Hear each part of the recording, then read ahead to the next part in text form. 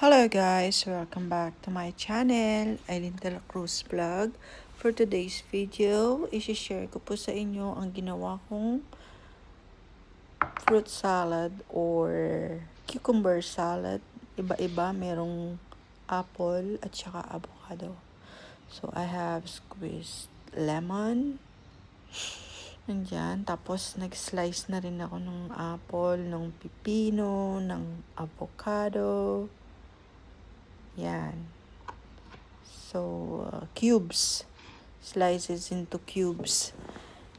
Yan po. So, mix-mix lang dyan. Pinagsama-sama ko sa isang bowl or lalagyan, container. Yan na po yung aking mixture. Composed of mayonnaise, pepper, salt, syempre yung lemon juice.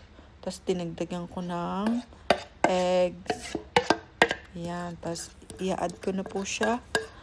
I'll be adding the sauce, salad sauce. Sariling recipe lang po yan, guys. Ginagawa ko na po yan nung nasa Pinas ako. And dito sa Australia, tinry ko lang din.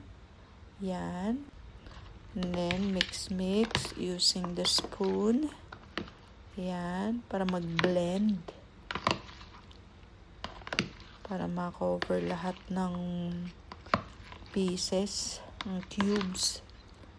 Yan, ganyan. Tapos, syempre, ang pinakahihintay na